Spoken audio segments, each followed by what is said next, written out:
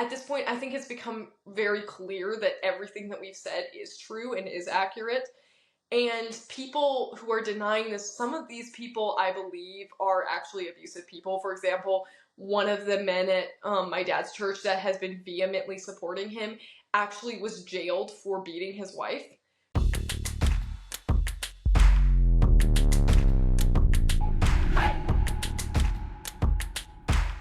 Welcome to part 2 of Rediscover People podcast with Miriam Anderson, Pastor Steven Anderson's daughter. Remember to like this video and subscribe.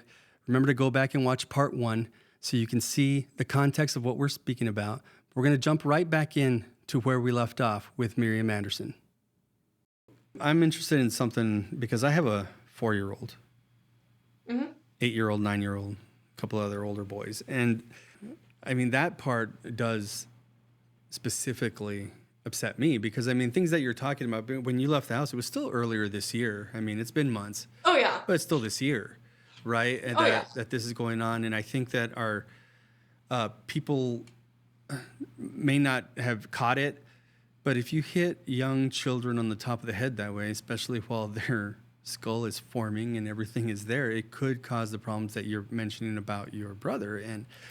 And just the emotional strain that's happening, that they can't get potty trained, that they're wetting the bed, all that kind of stuff is super important that people understand it. And that it's typical that people that are causing this kind of abuse would hide it, if not for remorse, more just for the embarrassment of the whole thing, right? They don't want anybody to know. They're like, especially that your dad is a public figure and your mom has blogs and she's got businesses and things like that.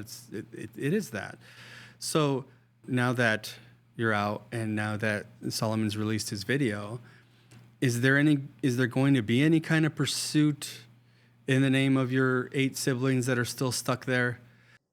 I don't want any, personally, and I know some of my siblings might feel differently, I don't want any legal action against my parents in that I don't want to see them in prison. That's not my goal with any of this. And to be clear, my goal with any of this is not to attack my parents, as I'm not trying to destroy their lives. I have no interest in that. Whatever they've done to me personally, which they've done severe things to me, let me just say right now, they have majorly hurt me. I don't think anyone in my life will ever hurt me as bad as my parents have hurt me, both physically and emotionally. My parents have done some pretty darn horrible things to me. Okay, just bad things. Really bad things. They've done horrible things to my siblings. As you will see if you watch our other interviews, they've done some very bad things. And my dad has done some very bad things to my mom as well, which, you know, he's done some horrible things there. But even with that all said, I don't want to see any legal action against them. Like, I have no interest in getting them in trouble and getting them put in prison, because obviously you can be in prison for serious child abuse, and they have done things that could definitely get them in prison. That's not my goal. My only goal is I want to help my siblings. Unfortunately, because I'm not 18 yet and I'm currently literally like a fugitive hiding out, I can't help them right now because I have to be super careful what I do and who I talk to and what I say. But I will say that once I turn 18, I really want to reach out to my mom, and I want to see if there's anything I can do to convince her to get help and to help my siblings. And also, when I get older, if any of my siblings ever come to me wanting help from my parents and stuff, I will absolutely 100% help them. Like, if they need help with a place to stay or they need anything, I will immediately help them, because I have seen what they've gone through. I've seen how hurt that they are as people, and I know that there's a lot of healing that needs to happen in that household, and that there's a lot of pain and suffering those kids are still going through to this day. With stuff like, even in recent years, by the way, my mom has done cold showers to a few of the younger kids, because she originally did it to me and then my sister Rebecca, and she quit doing it to the kids for a while because she didn't do it to my sister Anna, to my knowledge. But she's done that to a few of my younger siblings in recent time. I think she might have, I'm trying to remember which of my younger sisters that's like really young right now it was, but I know that she did it to one of them in recent years. And so a lot of the past abuses, while less frequent, still happened again. I will say I don't think the cord has been used in a few years, not since we've moved into the new house. And by the way, I will say the shift with moving into the new house, because I'd like to explain a little bit of the timeline of abuse, if that's okay. Sure, yeah, absolutely. The reason why my brother John says, here's when I remember the abuse starting, is that my dad was originally working for his own fire alarm company and was literally never home. I mean, he would fly into town, preach a sermon, and leave. Like, he would be home maybe one day a week if we were lucky, but he was always gone. He was always on the road. He even brags about this and how he was working 80, 90-hour work weeks. And so he was not home. And while he was still having those abusive tendencies, he just plain wasn't home enough to really abuse anybody. And in, I believe it was 2013, he went full-time as a pastor. And that created a major shift in the family dynamic because suddenly he's home all the time. Before it was like he'd be home here and there, you know, we'd spend a few hours with him or a day with him, but it wasn't substantial enough for him to get in a major fight with my mom or beat her or beat any of us because he just wasn't around. And when he started being around way more frequently, that's when the abuse started, in the sense that it wasn't actually starting, because my mom has told me in graphic detail a lot of stories about what my dad did to her, or even in the early days of their marriage. And I believe her because I really don't think that she just came up with all these stories, because she's been telling the same kind of stories the last few years, and they really don't change. And it makes sense with my dad's character and knowing who he is as a person. And even my dad will admit that they had some serious marriage problems in those first few years of marriage. So I think that the reason why there was this sudden shift where suddenly my parents were being super abusive is that my dad was around way more, so he personally abused us a lot. And then he was also abusing my mom, which created this problem where she was super angry and feeling helpless and hurt, obviously, and she was taking that out on us. And so even though she had been somewhat abusive in my, early years of life when my dad was still working for the fire alarm company, when she was being abused by him more frequently, she became way more severely abusive. And that created a major shift. And the major shift away from, for example, the use of the electrical cord was when we moved into our new house, which I think was because our first house was in a very, like, not to be rude or anything, but it was a lower class area. Like, it was somewhere where if some kid's screaming or a woman's begging for help, no one's gonna bat an eye. It was that kind of an area where you could beat your wife with the screen door, shut and the door open, and nobody cared.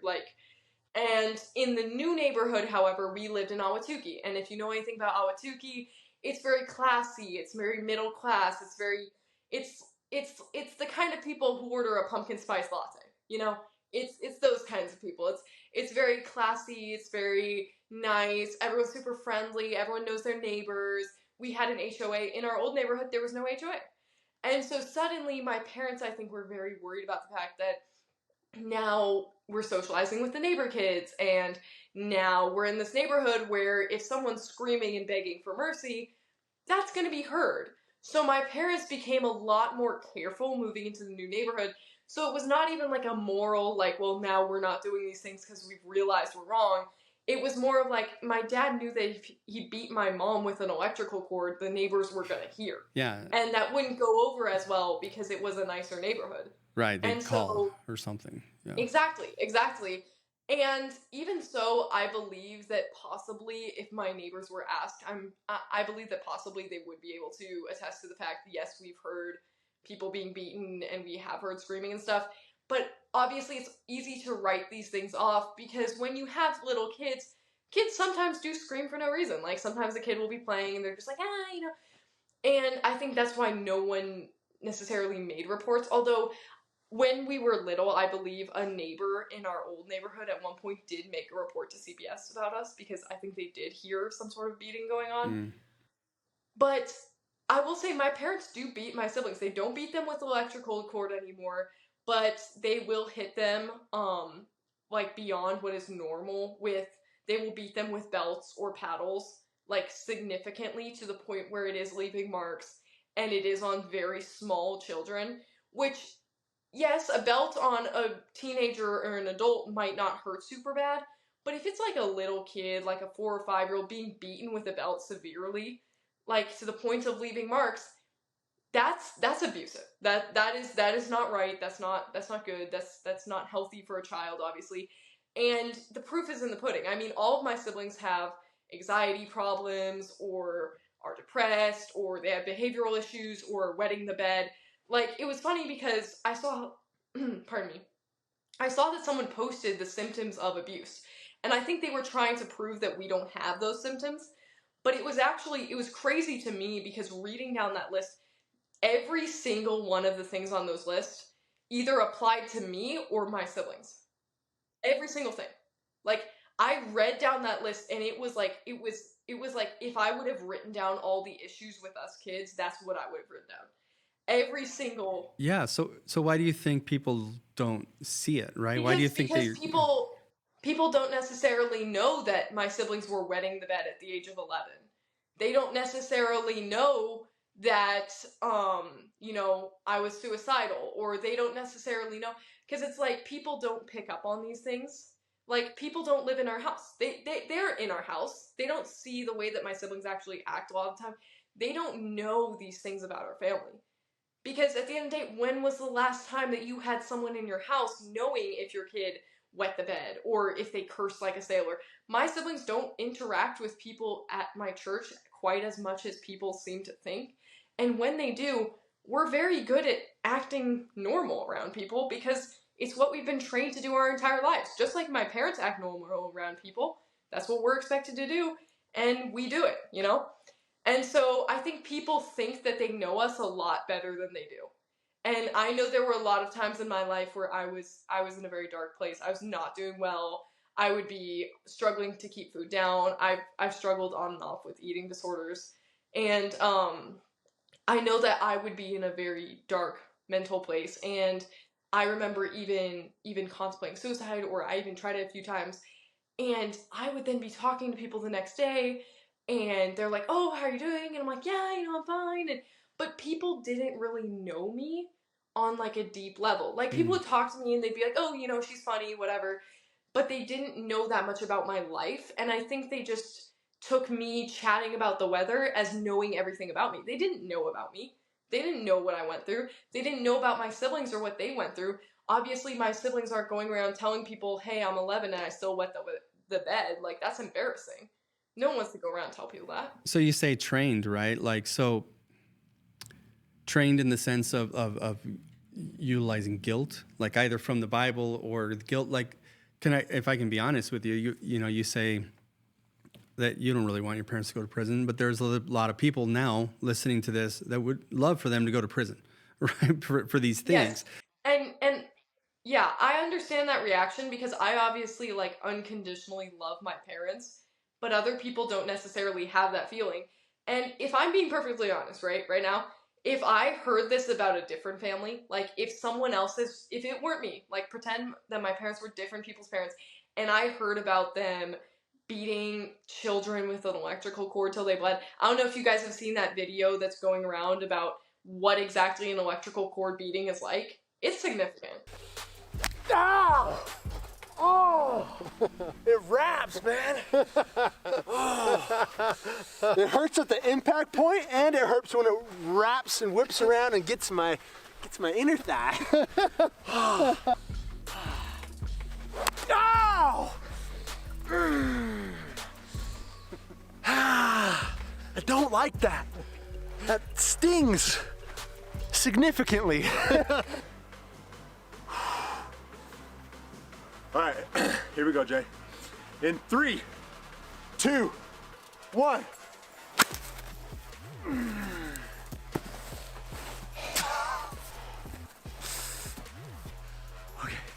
Okay, we're good. We're good.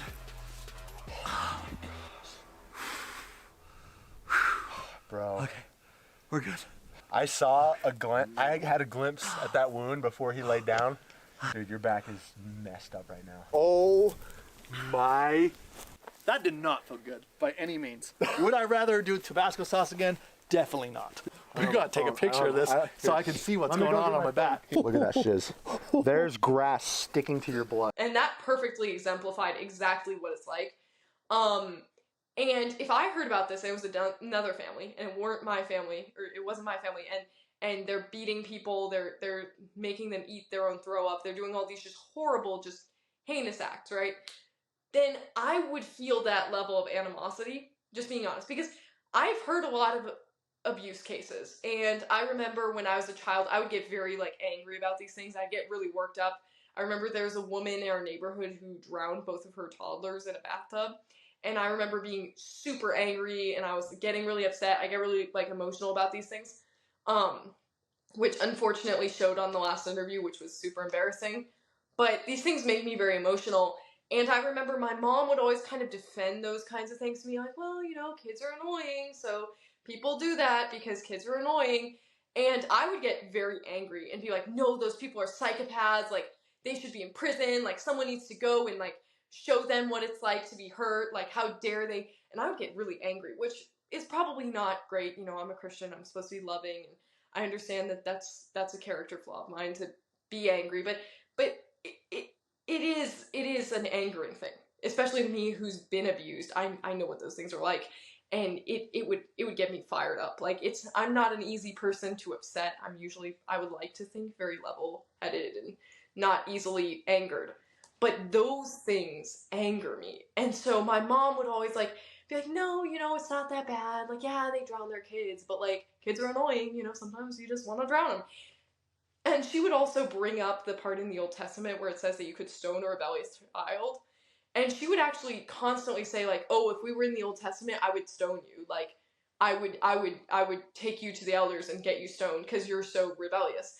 And so she kind of made excuse for, like, killing your kids growing up. Like, she would be like, well, you know, like, in the Old Testament, they stoned kids, so if someone kills their kids, you know, like, clearly that's something where, obviously that is a complete misinterpretation of that verse and taking it out of context and twisting it, but she would use that to excuse someone, like, drowning their toddler or something, and it always, like, very much upset me, because this is, like, a very personal issue to me. I don't like people hurting kids. That makes me mad. Like, if someone slaps me in the face, or if someone, you know, calls me a mean name, or breaks my stuff, that's not that big of a deal. I'm a grown woman, you know, I can handle it. But if someone does that to a little kid, that's gonna piss me off. Like, that makes me upset. This is something that I get very upset about. I don't like abuse. I don't like people defending it. And so for me, that was always super frustrating. And so I can see why other people, because I too am someone who gets fired up about these things and, like, this is not okay, this is not cool, they need to be imprisoned. I can see why other people would feel that way about my situation, because it is dramatic. You know, the things that happened were dramatic. They hurt real people. I know what it's done to my siblings. My siblings, I love them, and you know what, and I don't mean this in any sort of a mean way, but I've seen the effects of that abuse on them. I have seen the problems that it has caused in their lives, the propensity towards certain negative behaviors or addictions, and unfortunately, you know, that's the reality of these things, and it's not to slight them in any way, because I do think that they're wonderful people, and a lot of them have worked through those things, but I see a lot of negative behaviors in myself and in them that I know where they came from. And I know why I know why they lash out in anger. I know why they have those issues. And so I can see why other people would feel strongly about this too, even if I don't. Because obviously it's my parents, I love them, but yeah. And I just want to encourage you, because I hear a lot of the language kind of like you're embarrassed because you got emotional on the other video. There's no reason to be embarrassed because you got emotional. It's an emotional thing, and to get angry about innocent children getting hurt it's a righteous anger. You know, it is definitely not something you should be embarrassed about or try to subdue. It's the kind of thing that helps, so that if someone had done that to that lady that drowned her kids ahead of time, maybe her kids would still be alive, kind of thing. yeah. You know, because obviously it just didn't come out of nowhere. It built to that, right? So yeah. And to that, I would also say that part of the reason for me and my siblings going public with this is that, you know, you always see in these, like, police reports and documentaries, right? When you watch documentaries about murder cases and stuff like that, you always see, like, yeah, you know, back a few years ago, there was some police report where someone reported some domestic violence, or, yeah, this friend at school was concerned, or this teacher talked to the principal about this, right? And there was always like these little hints along the way. And for me, my thinking with this is like, there has been a lot of abuse in my family. There continues to be a lot of abuse in my family. I don't believe that anything inside of my parents has healed, or that they have in any way changed their approach or beliefs about this abuse. And they're continuing to be abusive. And so just as, 10 years ago or 5 years ago, my dad was being very violent and I could picture him. I genuinely, like I will tell you right now, I genuinely thought he was going to murder my mom multiple times. He had said at multiple different points in time, I will kill you, or if you do this, I will kill you. One time I believe he thought that she might have been having some sort of affair, which I will say she was not. Just to put that out there, I don't want to make this sound like she was. She was not. But he was suspicious of that or something. And he said, if I find out that this is indeed true, and he was assaulting her and being super angry, but he said, if I find out that this is indeed true, I will kill you with my bare hands. And there were other points in time where he would be attacking her and being like, I'm gonna kill you, you're rebellious, you're ruining my life. And there was always this attitude of, he said his exact words at one point were, and this was recently, actually, very recent, he said that we were all NPCs in his life that were created for him, like to be his children, and my mom was created to be his wife, and that our only purpose was to be part of his life. And so he said that if we were not doing that well, then that we were failing and that we were worthless. And he said that if my mom was not good at being his wife, then she should not exist, and that she was worthless without doing that, because he said that we were all NPCs in his life. And he said that women, and by the way, he doesn't preach this from the pulpit, which makes him a hypocrite, but he says in private that women are not worth as much as men because of Eve's sin. And he said that women are not worth as much. And so what he told me was that if a woman cheats on her husband, she should be killed. But if a man cheats on his wife, it's equivalent to fornication, and that marriage is only binding on the side of the woman, not the man. So if a man goes out and sleeps with a woman who is not his wife, then it is as if he's an unmarried man committing fornication. But that if a married woman sleeps with a man that's not her husband, it is adultery, and that they should both be killed. I think there are viewers that have seen him say things like that way back in his very, very, very early videos, right? They might have caught wind of him in 2010, but then they go back and watch something from him from 06 or 07, something like that. And there was some of that. I want to ask you something, and I don't know if you saw his sermon yesterday. Yes, I did, unfortunately. His morning service, I did suffer through watching that. But isn't it interesting that all three of them, they all went to a transvestite, open faggot reprobate. And you know why? Because God is showing people who's telling the truth and who's lying. That's why. You say, well, it's a he said, she said thing. Yep, you know what? And anybody who actually loves the Lord and loves the truth can easily figure out the truth, because God in his providence worked it out where my enemies were too stupid to actually attack me in a way that could even be seen as legitimate, but they all went straight to literal Satan, so that everybody who actually cares about the truth and what the Bible says will know that they're lying, because Satan is the father of lies. Amen. Oh, I called the preachers in the new IFB and they won't answer me. That's because you're full of crap, that's why. God's not helping me. The pastors aren't helping me. They're not helping you because you're a liar. That's why you had to go to the witch at Endor.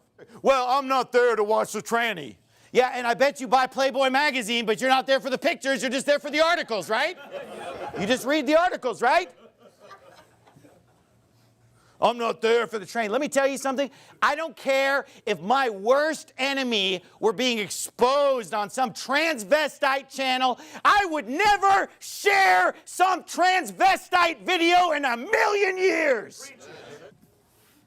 No one on the side of truth is using a satanic broadcast to get their message out. I mean, why do I even have to say this? But you know what? People are so stupid that they don't understand this. And you know what? If you're too stupid, if at this point in the sermon you're already too stupid to figure out who's telling the truth, please get up and just leave right now. Just get out of your seat. The piano will begin to play. Would you come and get out of here? Because you know what? I'm not here to babysit retards.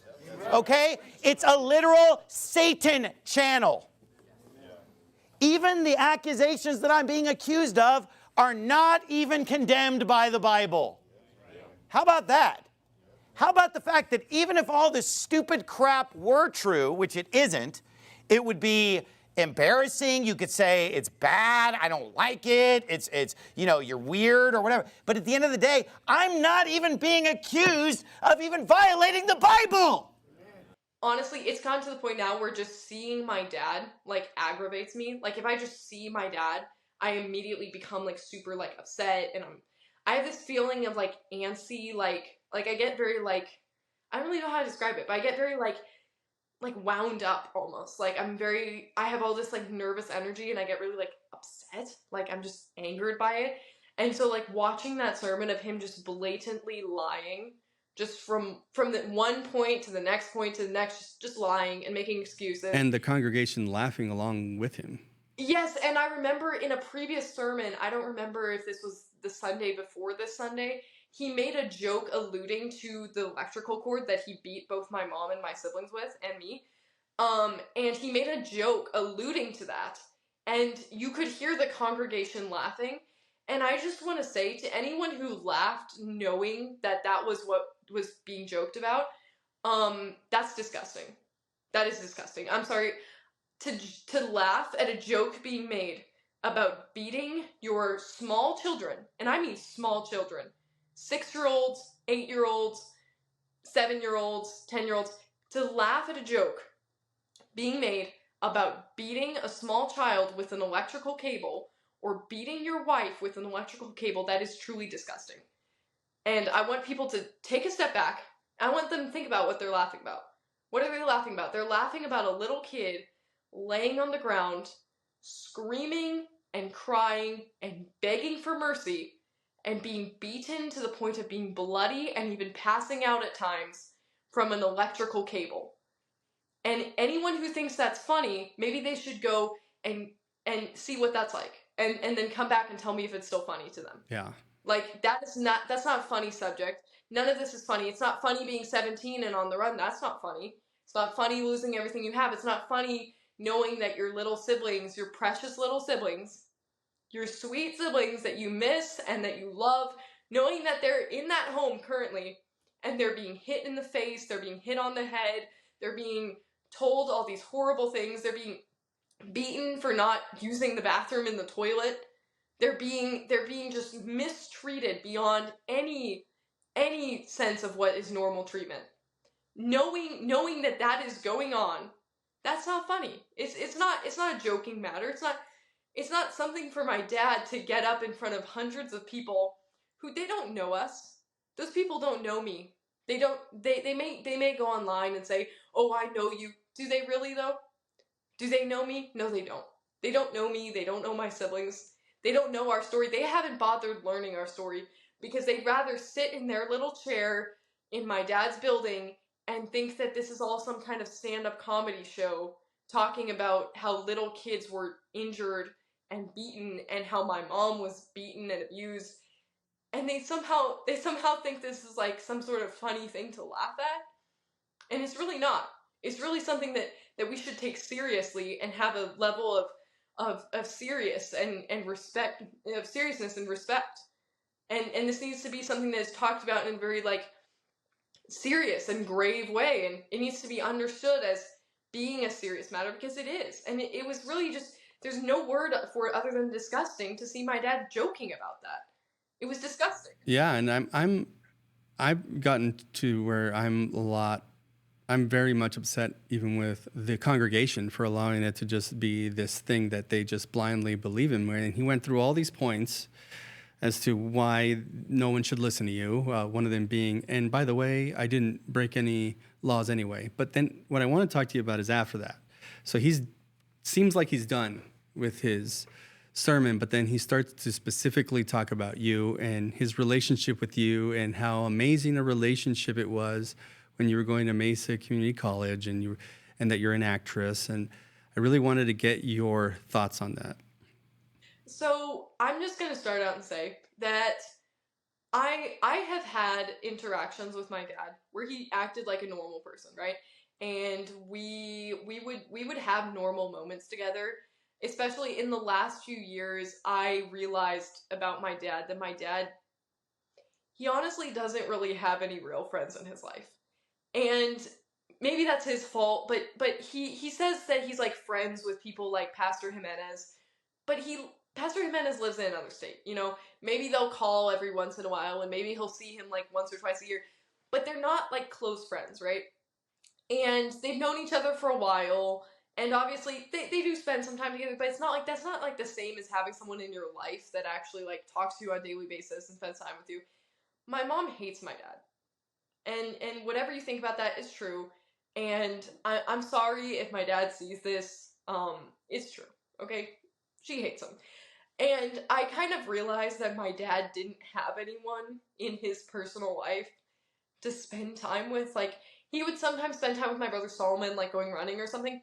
But he was not really that close with any of my older brothers. I know my brother Isaac specifically had some major issues with my dad and broke off all communication with him for years, and only recently has sort of kind of put up with him. My brother John was not super close with my dad in the last few years. And I honestly like got to a point where I felt really bad for my dad.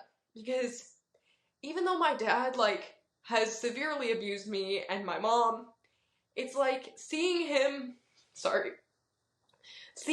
like constantly like just kind of like he was a really lonely guy. Like, even if he's not a good person, which I don't believe he's really a stellar individual, to be honest, but even if he's not a really good person, it did hurt me on some level to see him being very lonely, and like he would want to talk about like his academics or something, because really honestly the only thing that my dad has done with his life in the last few years is just academics. Like, he spends all day sitting in a basement studying, and he doesn't really have a lot of joy in his life, to my knowledge.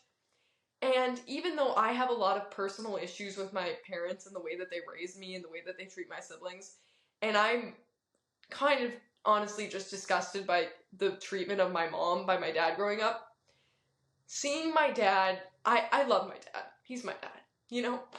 And seeing my dad living this very depressing lifestyle of spending all of his time sitting in a basement, and my mom wanting nothing to do with him.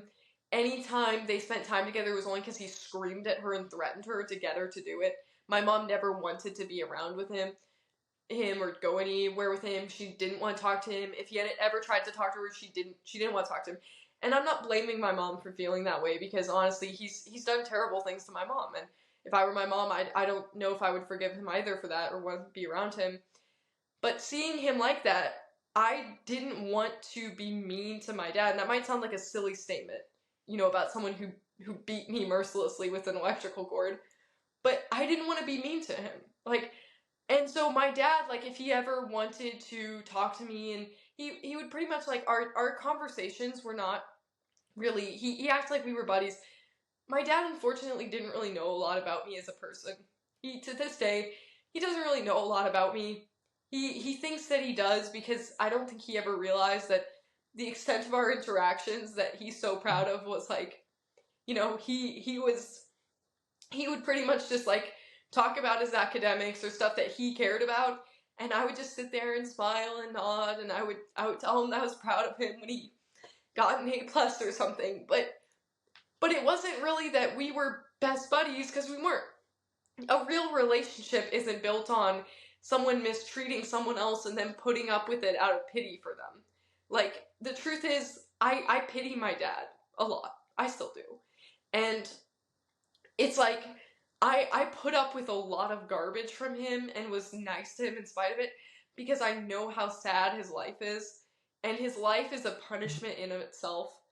Like, his life, living that lifestyle, being alone, and, like, not really having a lot of friends. Like, I guess he hangs out with some college people, but they're, like, random dudes in their 20s that just, like, get drunk and fool around. They're not really deep friendships, but, like, he doesn't really have a lot of people in his life, and I knew that none of his other kids, my siblings, really wanted to spend time with my dad. So these rides that you would have, that he's taking you there and helping you go to the college, and you're doing this acting So thing. he went to the same college as me. He's acting like he just drove me there. Okay. He went to the same college as me. We both went to the same campus. And he liked to pretend that it was just, oh, I'm just going to this college because that's where you go. The truth is, honestly, my dad did help me. I will say this. Separate from all the other things that he did and whatever, I will acknowledge this. He did help me with my academics in that my dad would he would help me organize my schedule with classes. My dad was super into academics, and my siblings didn't really express a major interest in that. Of the 4 adults in my family, my brother John briefly went to college. Same with my brother Solomon. I don't know if my brother Solomon is still kind of doing that online, but my brother John briefly did some online college. I don't think he ever went in person to the campus. But I expressed a lot of interest in academics, which, if I'm being honest, was really just to earn my dad's respect, because my entire childhood I was told by both my parents that I was like really stupid and I was below average intelligence and that I was just unbearably stupid. Like they thought I was just really, really dumb. I think this was partially because I do have some issues with like speaking sometimes. I had speech impediments for years. I would like stutter and stuff like that. Over the years, I've had different issues with my speech. When I was actually a really little kid, I quit talking for 2 years and had to relearn how to talk. And I think that might have a little bit to do with it. Also, when it comes to reading and writing, I have some issues with that. I'm like slightly dyslexic actually, so it's difficult for me, and I feel like even though I did well in other aspects of academia, like I was always like good at math and stuff like that, because I struggled with English a lot, both spoken and written, they kind of wrote me off, I feel like, as very stupid. And so when I got to be a little bit older, when I was like 12 and 13, I just set out to like somehow earn my dad's respect. And because I really, really wanted my dad to respect me. Like, it really bothered me that he thought I was stupid. And from the time I was really little, he would always say that I was really stupid and that I was somehow like my mom or something, which not to say that my mom is stupid, to be clear. I'm not trying to say that. But he perceived my mom as being stupid a lot at different points of the time. And so he would say about me, like, oh, you're stupid, you're dumb, you're just like her, you're gonna be just like her. And he would also, from the time I was a little kid, say that the only reason why a guy would ever marry me was for the way I looked. And because I was so dumb that it was just like, well, you're pretty and you're stupid, so some guy will marry you just for your looks and just for your body, and that's the only thing he's gonna want from you.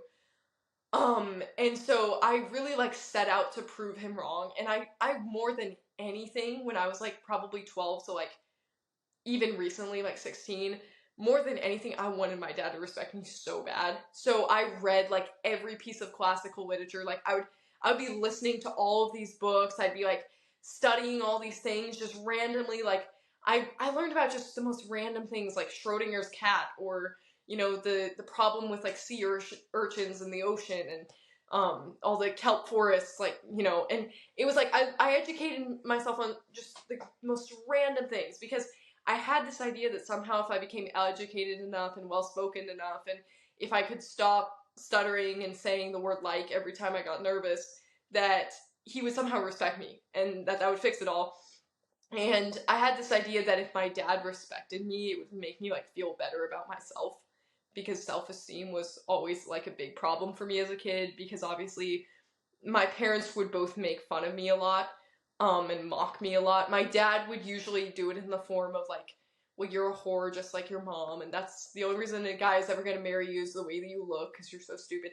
And my mom would usually do it in the form of, you're ugly, no one wants to be your friend because you're annoying. So it was like, self-esteem was a big issue for me, and the way that I kind of combated it in my teenage years, like those issues with self-esteem, was I thought to myself, well, if I can educate myself enough and cause my dad to respect me, then if my dad respects me, maybe I'll respect myself. Is that why you went to college then with him? Yes, that's part of the reason why I went to college actually too, is that I wanted to have a degree by the time I was 18 for 2 reasons. Number one, I was planning on leaving the house, and that degree I hoped would help me get a better job. I really wanted to have as many tools at my fingertips as possible when I turned 18. So I worked really hard making money so that I could have some money in the bank. I also bought a lot of things that I intended on taking into my adult life. Like I had furniture, I had artwork, which sounds silly, but it's good stuff. When you move into an apartment, if you already have your furniture, you already have all the clothes you need. Obviously, I was done growing by the time I was probably like 14 or something. I reached like pretty much the way I am now. And so by the time I was like 14 or 15, I was done growing. I bought a bunch of clothes. I had like a lot of nice things, like furniture, artwork, whatever, that I intended on taking into my new life once I was 18. I intended on saving up some money and also using that degree to get a better job. I wanted to be ahead of my peers for my age so that I would have a better chance at making out of this situation okay. But part of the reason why I went to college, I will say, because at times there were points in time where I felt pretty discouraged about it and was like, well, why am I even doing this? Like, I could probably get a job without this. Like, part of it was also just to earn my dad's respect, because I really wanted him to respect me. And so during that era of time where he was going to college with me and stuff, I was like obsessed with like earning his respect. I got like perfect grades on everything. I had a 4.0 GPA. And I was always like super like insecure about my academia. And if I ever like got a bad grade on something, I would never like admit it to him. Like if I ever got a bad grade on a test or something, which didn't happen a lot obviously, or I wouldn't have A's. But if that ever happened, I would like not admit it to him because I was like super ashamed of it. And it was a major thing with me where I was very insecure about my academia and my like intelligence generally when it came to my dad. And I don't think he realized that we were not as close as he seems to think. We had this very like, it was almost like a strenuous relationship because it was like I was always very on edge around him. Like it felt like, hey, he might blow up at any minute if I say something that upsets him. Like it would be the most random thing. Like I remember in one situation, he was getting mad at me and he was saying that, I was immature or something. And that because I don't remember exactly what the context was that I was immature about. And I remember I just wanted to appease him. And so I was like, you know what? I was like, you're right. Like, I'm immature and there's a lot of things that, for my age, I don't really know about a lot of things of this world. And I still have a lot to learn. And he got so angry about me saying that. Even though I thought I was agreeing with him, like, I genuinely thought that, like, me saying that would appease him. And that he would be like, okay, you've accepted that you're wrong. But instead he like got super angry and he was like, how dare you insinuate that I've raised you to where you don't know about the world enough for your age? Like, you know so much about the world. But he like had literally just finished telling me that I was immature and stupid. So it didn't really like add up. So I was always walking on eggshells. In situations like that, I would like try to logic my way. And like, let's be real. I can logic my way around things. I logicked my way around the police. I would try to logic my way out of, well, if I say this, he will react this way. But I would miscalculate sometimes, and he would go from just like, chatting with me and bragging about his, latest biology test to like screaming at me and calling me a horrible person and saying that he was going to take me out of college because I was an unthankful brat and that he didn't want to see me again and that I was a disappointment to him. And recently he told my brother that he was the only one of us that he like actually was proud of, and that like he was the only normal child. So my dad had a lot of issues with me on a personal level. For him to act like he didn't is kind of ridiculous. And we did not have a close relationship. I was nice to him. I was courteous to him. I think I've proven throughout this situation that literally no matter what my parents do, I continue to be courteous to them. I still have not made any sort of attack on them as a person. I'm not being rude. I haven't said anything rude to them. I've been nothing but kind throughout this. Even in my recent Facebook post, which I don't know if you've seen, I didn't say, hey, look at my parents, they're just doing this and doing that. Like, it was more just kind of like, hey, here's what actually happened, guys. Like, this is the actual story. Here's some actual facts. I wasn't going on there cursing up a blue streak about my parents or something. And so I think I've made it pretty clear now that I'm not the kind of person who lashes out at people. Just because I didn't lash out at someone, though, doesn't mean that there wasn't serious problems there. Because I just frankly don't lash out at people. That's not really how I am. It's not my style. Currently, you're safe. currently you're doing your best. You're going to wait till you're 18 to do anything else, which is smart. Are you a lot happier now? So I will address that, because that is something that I've struggled with a lot personally. When I was living at home, I was obviously super depressed. I was having a lot of mental problems. Those who were close to me at that time, I don't think they necessarily understood where all these issues were coming from, and I think it confused them a lot. And since then, they've reached out to me and been like, how did I not see this? Like, how did I not realize what was going on, you know? And I think it kind of answered a lot of questions that they had about me and the way that I was and the way that I behaved. And, you know, it's unfortunate that, you know, things happened the way that they did with a lot of those people, and that they didn't really know where I was coming from in a lot of these situations. But I was obviously in a very dark place mentally because of that. And I was very depressed. Living with my parents, I was not happy. I was very, very upset. I was constantly like very suicidal. I would get very depressed and have, you know, days where I just wasn't eating. I would just be wanting to just lay in my bed and cry, and like I had some major issues going on there. But I will say this, since leaving, my life has improved greatly in that it's been months now since anyone has screamed and yelled at me and cursed me out. Aside from, of course, my dad on the phone. It's been months since someone has, you know, hit me or attacked me. My mom punched me in the face, like, recently, shortly before I came to South Carolina, actually. And the, like, side of my mouth, my tooth actually, like, poked into my lip, and I had, like, some, like, bloody, like cuts on the inside of my mouth from that. I went to the dentist, actually, which was really awkward, going to the dentist afterwards, because, yeah, they just kind of, they saw it, and I know that, like, they were kind of confused by it. That was really awkward, but it's, like, it's been months since any of that stuff has happened to me, thankfully, because I've been out of that situation. And that, on one hand, is a really good feeling. But on the other, I will say this. I have chronic nightmares. I have nightmares pretty much, like, every night. If I remember my dream, it's a nightmare. I will often wake up crying in the morning or in the middle of the night. It's, like, it's a major ongoing problem with me. People who know me know that this is a major problem. When I used to share a room with my sisters, they would always, like, they would jokingly say that I was crying over boys. To be clear, I was not. But I would wake up in the middle of the night crying. I remember recently, and if my mom's watching this, she'll remember this. I believe a Sunday morning, and I woke up and I could not stop crying because I had such a disturbing dream, and it was really bothering me. And I know that even she knew about it that time, and I think she kind of wrote these things off as, like, I don't think she realized that it was, like, necessarily every night. But that is still happening, like, even now that I've been out of that situation for months, I still have nightmares every night, which is really unfortunate.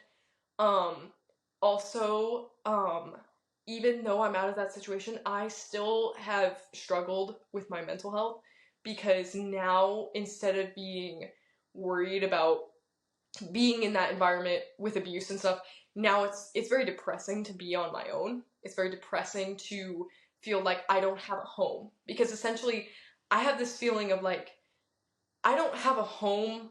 My parents' house is no longer my home. Like, it was never a good home, but it used to feel like, you know, I'd come home from work, right? And it's like, I'm home now. Yeah, at least it's and home. Even if it was even if it was a screwed up situation, there was a feeling of, this is where I belong. And now I have this permanent feeling of being displaced. And, like, I can't get back to where I belong, but that there's no longer a place I belong. And so it's, like, it's a really depressing feeling, actually, and it's something that I've struggled a lot with in, like, the last month. It's really gotten to me, because I've struggled with this idea of, well, I don't belong at my parents' house. I didn't really belong at my uncle's house. It was super depressing seeing a suitcase every day. And, like, you know, taking my stuff out of the suitcase, and, like, you know, everything's travel size. That was, like, a weird feeling of, like, being homesick, first of all, and knowing that what you're missing is not worth missing. and also knowing that you can't really miss it anymore because there's no going back. It's not like you went on a trip and it's like, oh, we're gonna be home next week. It's like, we're never going home. And I know that as long as I live on this earth, I'm never gonna live with my parents again. And that's a good thing. But also it's a scary thing because I went from being, in a lot of ways, feeling like this like frightened child, but being in this like very fixed situation, to now I don't know what's gonna happen. Anything could happen. I'm 17 years old. I'm out here. I don't know what's gonna happen to me. Like, there's no certainty. There's no knowing what tomorrow's gonna bring, essentially. And that's a scary feeling. And it's something that I've really struggled with. And so while I think in general my mental health is slowly probably getting better, there's been a lot of times along the way where it like dramatically took, a major step back. And this whole situation, especially seeing the way that my parents have reacted to this, has definitely really messed with me. Are you getting any help for that currently right now?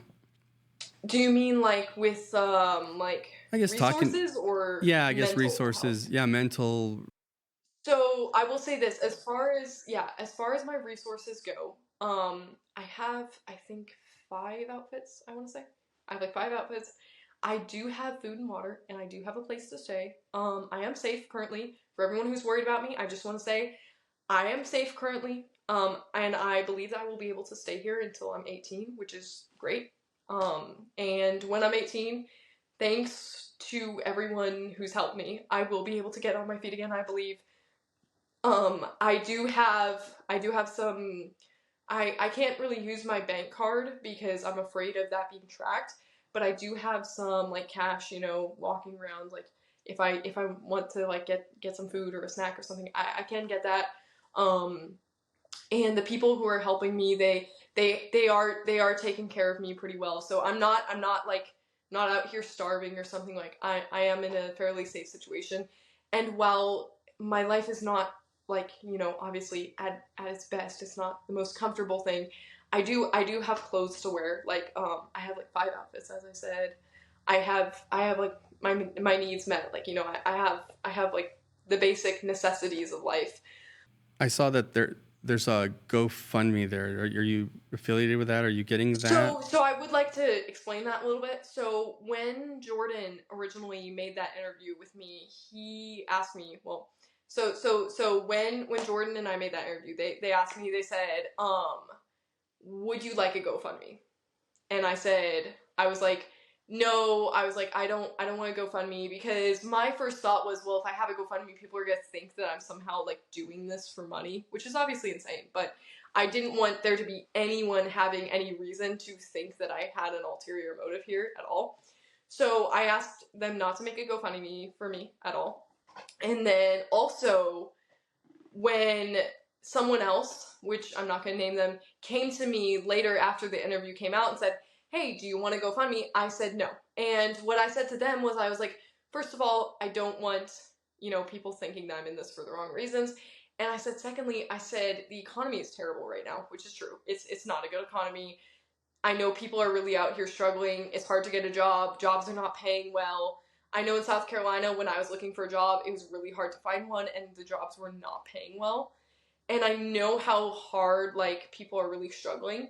And so I didn't like the idea of people who, possibly have families or something, sacrificing and, like, scrounging to get me money. Because obviously, while that money that has been donated, by the way, is going to be extremely helpful to me and will help me get back on my feet, and I cannot thank people enough who have donated, and I really appreciate that. If you're listening to this and you've donated, thank you so much, because you have helped me, like, more than you probably realize. But at the same time, I hated the idea of someone possibly with a young family or something, they're them sacrificing something in their life to help me, because I knew that obviously I can figure things out. I would like to think that I'm a somewhat resourceful person. And so I knew that I would figure things out to where I'm not going hungry or something. And I knew that I also have some people in my life, like my brother, for example, who has helped me with some things and helped me pay some bills along the way. And so I didn't like the idea of people, having to give anything. And everyone who's messaged me privately and been like, oh, should I give you something? I've been like, please don't do that, because I know how bad the economy is and I don't want people feeling like they have to give. I am very thankful for everyone who has given, and I am thankful for the person who made that GoFundMe. I realized that their heart was in the right place, and obviously all of those donations, they will be super helpful to me. Don't get me wrong, that is going to be like super helpful, and they are helping me because, you know, I'll probably be able to move out and go back to college when I'm 18 now, which was not on the table for me previously because I did not have enough to move out and get a place when I was 18. And now I will, which is actually super exciting because that was my original plan, was to work and make enough money to move out. And now, I'm gonna try to see if I can get some kind of a remote job that I can do, even, you know, right now. But even without that, I think I still have enough to get back on my feet, which is like such an answer to prayer, honestly. And thank you to everyone again. But I did not originally really want that, and I was shocked when I found out about the GoFundMe, and I actually started making jokes because no one had told me about it yet personally, so I started making jokes that there was some like random person out there just profiting off this. Oh. And I was like, yeah, you know, there's some dude in his basement out there, like, you know, raking in the dough. And of course that was not the case, and they came to me and were like, hey, we made this for you. But originally I was so unaware of it that I thought that it was fake and that someone was literally just making money off of me. Yeah. Which is pretty funny. But no, that was not the case, to be clear. But that was what I thought, because I had like in no way asked for that, and I told multiple people who had asked me, don't do that. So what about mentally? You know, you're still struggling with nightmares. You were in a depression. It doesn't just go away, even though you're out of the situation. Really doesn't. So what are you doing for that? So I will say a lot of people have reached out to me, and they kind of have this idea that like I'm just gonna suddenly be okay. Like that I'm gonna go from like being someone who had eating disorders, struggled with self-harm and depression and anxiety, that I'm just gonna suddenly just like be fine. And it's like, oh, you know, I'm healed. Unfortunately, that's not really the way it goes. And I realize that people's heart is in the right place when they kind of ask me like, oh, you know, you're fine now, right? And it's like, if we're being honest, I'm not. Like, and like, I've never really been one to be the type to like, I don't know, like, deal with things the balanced sort of way, where it's like, oh, let's go talk about our feelings and cry together. Like, I'm not really that type. So usually when I'm struggling, if anything, I kind of become very removed, and I just stop being around people, and I'm just like, because I don't really like people to see me that way. I like people to see the like more put together and like articulate and funny version of me, and not the like broken, messed up version of me. That's not what I want. Which is your dad saying that, oh, you're a good actress, maybe you're acting. Well, probably so, in the sense that you've been acting happy to a lot of people for a really long time, and they didn't know it.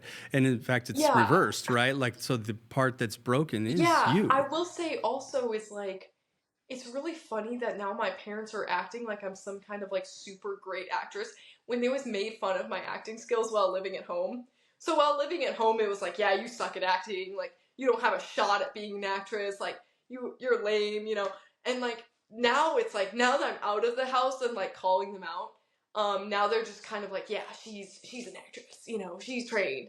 And I love how they think that like, you know, we're all just these trained actors and actresses who are just like, come on people. Like, also do people like, I'm so confused. Like, does anyone for 1 second think that I was like, okay, let me go to acting school so that years from now I can embarrass myself publicly by being emotional? Like, I don't understand where this like train of thought goes for people, where anyone would think that I would have the intention of like publicly being emotional like that would at all be a good thing for me, and not just something that's awkward and embarrassing and uncomfortable. It's definitely what you said. It's gaslighting, but he's gaslighting his audience. Pretty much, yeah. And for anyone to believe that is really just laughable. And I would challenge anyone who believes that to just sit down and just think about it for a second. Just think about it. Like, what motive would I have to do that? Like, if anything, it just makes me seem emotional, and it's kind of embarrassing. And I prefer to present myself, as I've done my best to do in this interview, in the previous interview, as a more thinker, like who is logical, and it's not just my emotions getting away with it. Because I know I've received a lot of nasty messages and comments saying that I'm this emotional teenage, woman, and women are just so temperamental, and teenagers just do stupid things, and we're just so emotional, and we're being led by our hearts, and not our brains. And I don't really like that idea, and I don't like people saying nasty things to me about that, because it's not that way. I'm not some crazy temperamental teenager who's just doing this all on some strange mental thing. It's like, yes, have I struggled with mental illness? Yes, I have on some level, but I'm not some kind of a crazy person. I'm not some temperamental teenager who's doing this in some sort of like retaliation.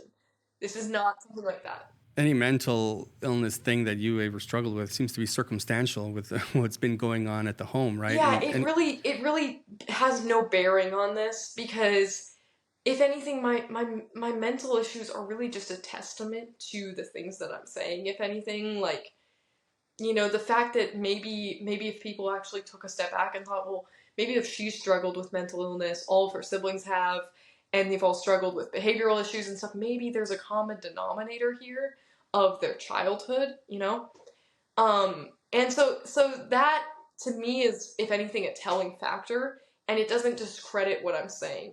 And I think people who know me personally, despite whatever issues I may have, know that I am somewhat logical, and that I'm not just out here doing crazy things for no reason. Right. You seem to be very well-spoken. You laid out your truth, basically, the way that anybody is expected to. And a lot of these people that say those kinds of comments, and just a teenager, just a woman, they're just people that probably have listened to your dad for a really long time, right? And so to see people in that church laugh and joke around about that, and for your dad to walk up and the first thing he says is, oh, we have like 300 people in here, so our demise is greatly exaggerated, is already, he's preemptively like gaslighting the entire situation, right? But you seem to know what you're doing. You seem to have said exactly why you're doing it. The storyline all checks out now with Solomon's and John's and Isaac's and yourself. Why did all these things happen? A lot of people are like, well, they've conspired somehow. I don't think so. I think it was all time for them to answer to it, right?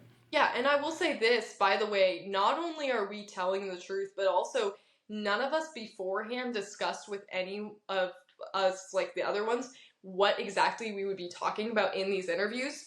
So when I watched my brother's interviews, it was genuinely like, I was like, oh, like, okay, here's what we're talking about. Like, with my brother Solomon's video last night, for example, I had no clue what exactly he was going to say. I knew that he was making a video on the subject. I didn't know what he was going to say. And so when I watched his interview, it was like, that was my first time seeing his perspective on these things as an adult.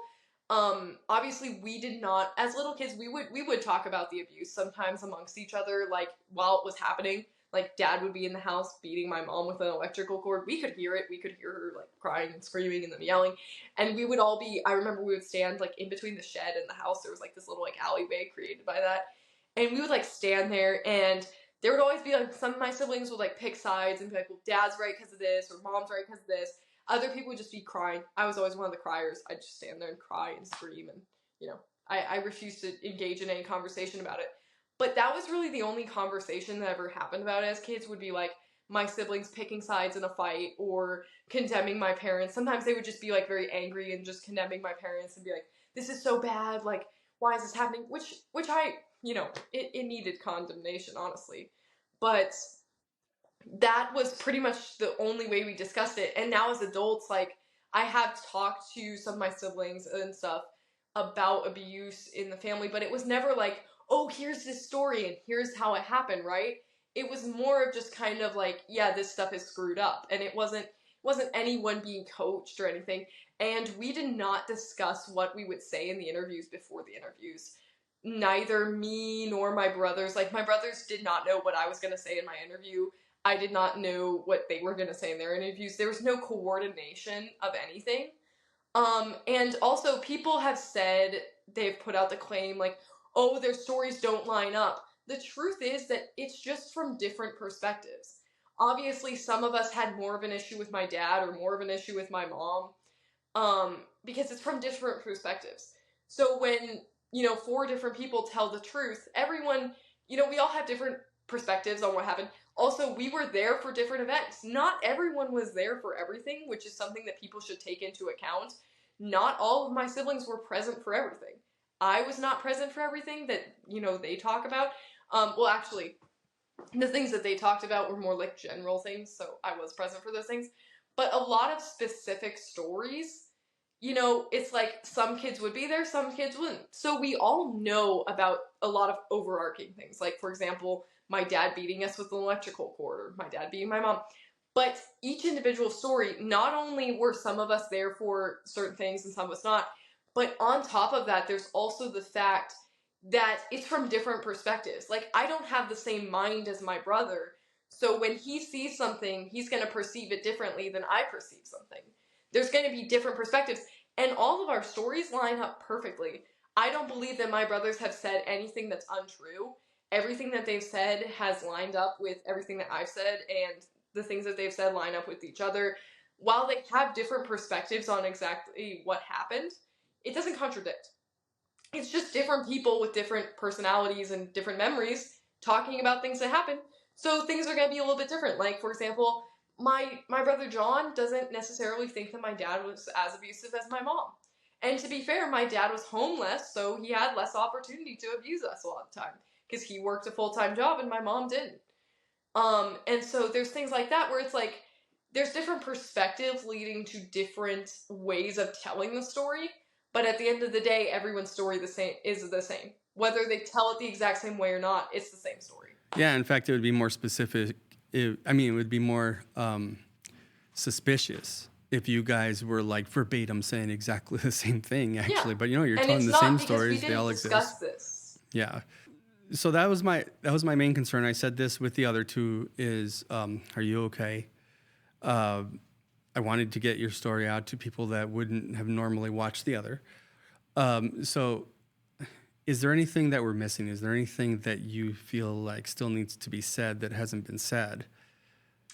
So I honestly, with my first interview, felt like that was me saying what needed to be said. I kind of got it all out there, which was really difficult for me to do. If you watch my first interview, which I realize that some people on this channel might not be comfortable with doing, and that's fine. But if you watch my first interview, you can see, like, it was very nerve-wracking for me to do at the beginning. You can tell how nervous I was.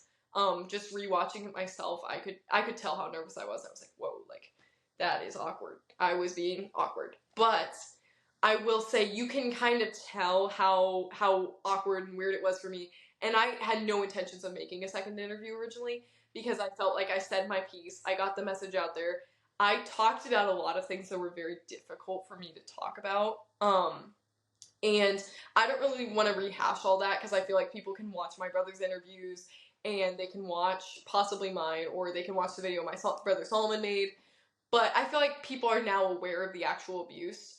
So I was asked to do this interview, and I felt like it was a good idea to do, just because I feel like people were doing a lot of ad hominem attacks about me and the person who interviewed me, Jordan. And I felt like they were kind of like disregarding everything that was said because of that. So I did want to just address that, and get some facts out there for everyone. And people are now aware of the abuse that happened. What they do with that, that's up to them at this point. But we've said the truth. We've put it out there for people. So I feel like what needs to be said has been said. Are you disappointed in the people that won't watch? They just refuse to watch because a lot of these pastors are telling them not to watch. And are you disappointed in the people that have not left the church or spoken out that maybe you thought might have or would have? So I am disappointed in some people, because a lot of people are using who Jordan is as an excuse not to watch that interview, which I think is just that. It's an excuse. It's people who They are kind of in denial about this. There are plenty of other videos that my brothers have made on other platforms and stuff that they also are refusing to acknowledge. But I think that the response has been very disappointing. I personally have received harassing text messages from church members of my dad, calling me a liar, telling me to go home, which is, it's disappointing, to say the least. I would say that it even reaches the degree of being disgusting in my mind to see people laughing at things that are really not funny. It's not funny at all.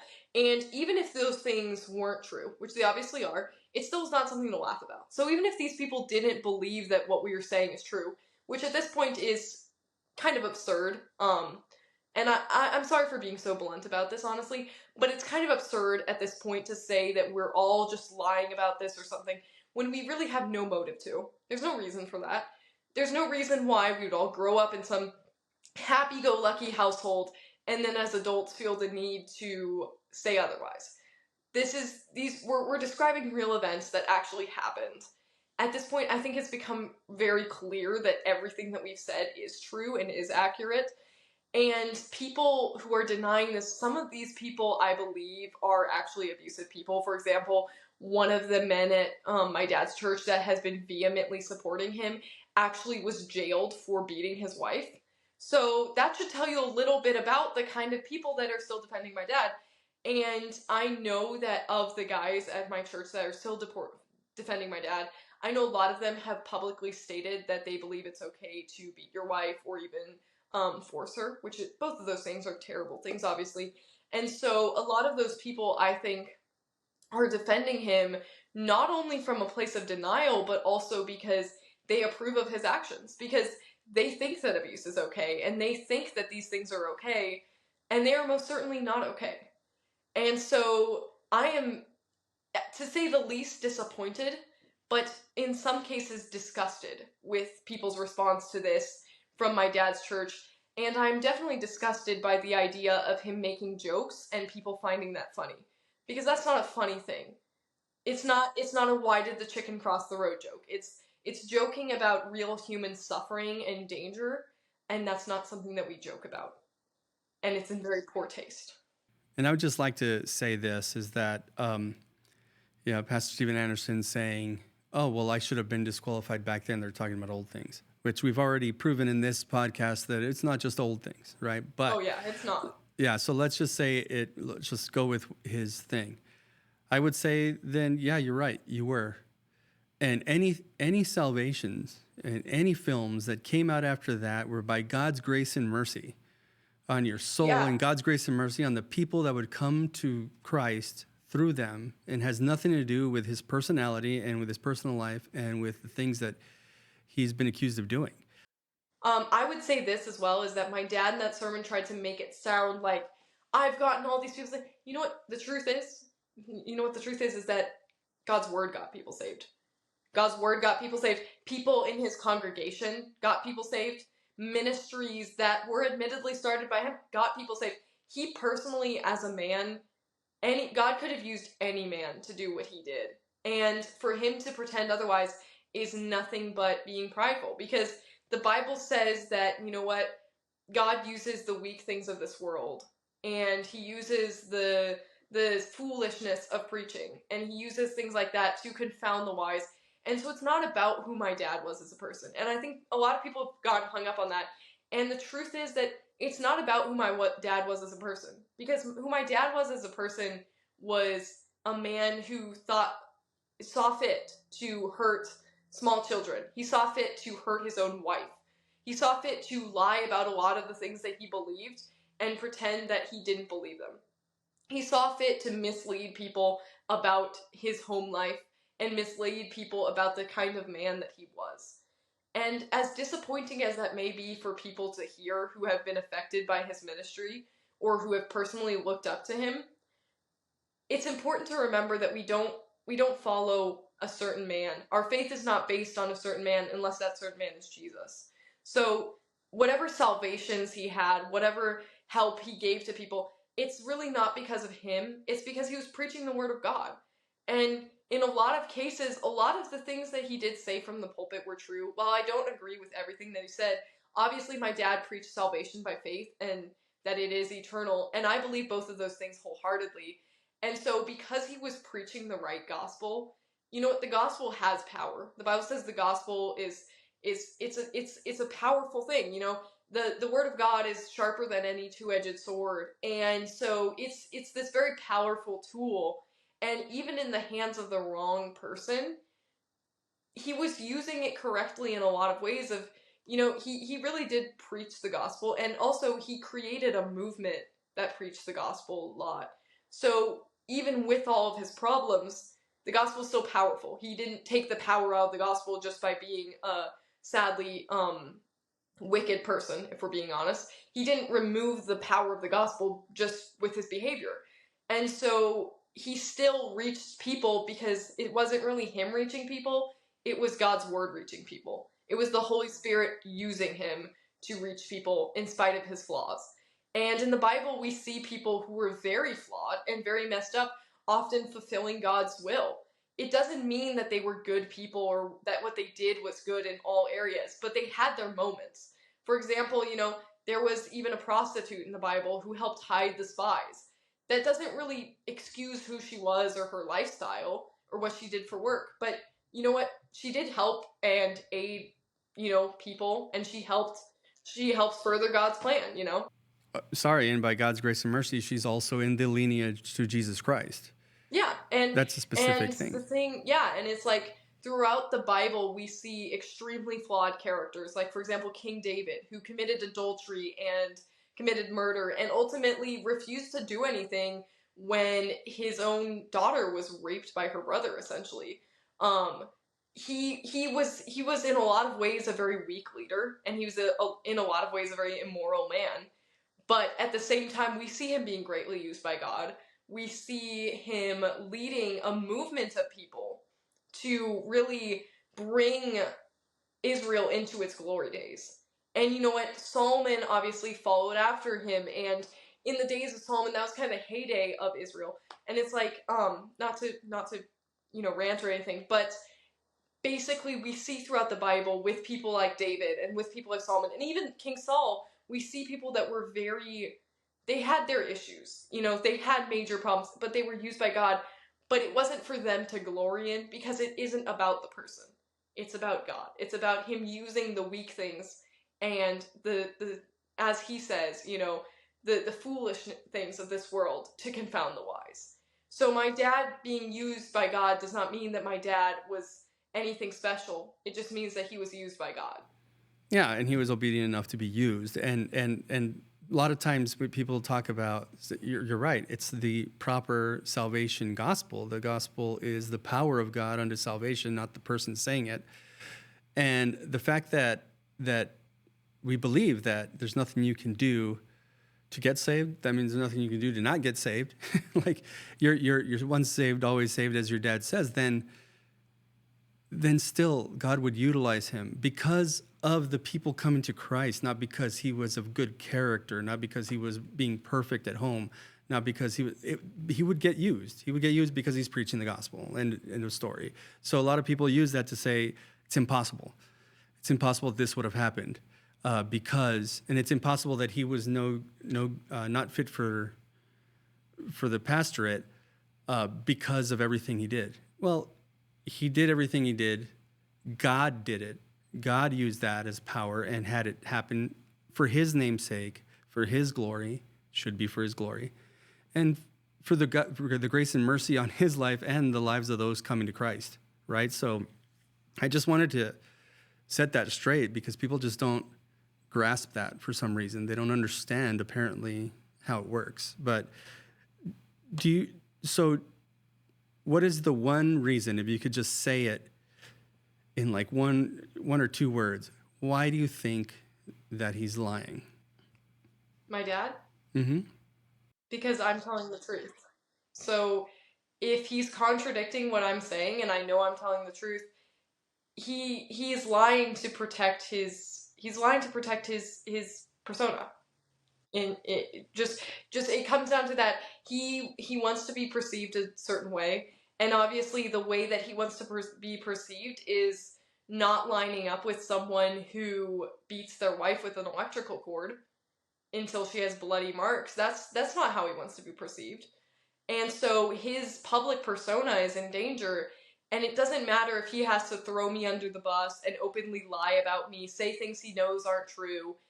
It doesn't matter if he has to dox my brother, or not my brother, his brother, but it doesn't matter if he has to do all of these just reprehensible things that anyone, even aside from our testimonies, could just look at his reaction alone, and his reaction alone is just so embarrassing and honestly so like, it's very incriminating for him, just his reaction, seeing the way that he has reacted to this. It's very desperate. It's in desperation. Yes, very desperate and very like retaliation oriented. Like it's all about getting revenge on people and causing them to suffer. My dad knows I'm not at my uncle's house. And by the way, if he's watching this, I'm not anywhere that he would guess either. Like, I'm not with anyone he would think to look for me with. So he's not gonna find me where I am. I'm not with anyone that he even knows about. So, you know, he if he watches this, like, he knows I'm not with my uncle. He knows that. Like, he's not wondering about that. He knows that. He knows that my uncle complied with police. He is bullying my uncle for no other reason than that he wants to bully my uncle. That's what it comes down to. So his response alone just proves that he doesn't care about his relationship with me or my siblings. If he loved our relationship so much, it's funny that he does not care about it now, to the point where he'll lie about me online and bully, you know, my uncle and me and try to make it out to be something that it isn't. And it's like, if he actually cared about his relationships with any of us, or if he actually cared about honesty, this is not how he would be responding right now. He's responding this way because he wants to get back at us for exposing his lies and his garbage, and he's trying to get back at us for that because he doesn't like it. It's been absolutely great talking to you. I'm so glad that you decided to do this interview.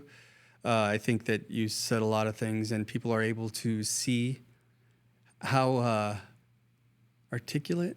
I mean, I think that people are going to be able to watch this and know that you're telling the truth very easily. You know, you don't look as desperate as than he looks now on a lot of videos. You look like you're handling yourself well. You're safe. You're doing what you need to do, and I just want to thank you so much for doing this interview with us. We'll try to keep in contact. That way we make sure that you're okay, maybe through your brothers or whatever. But if no one else says it, like, I'm extremely proud of you.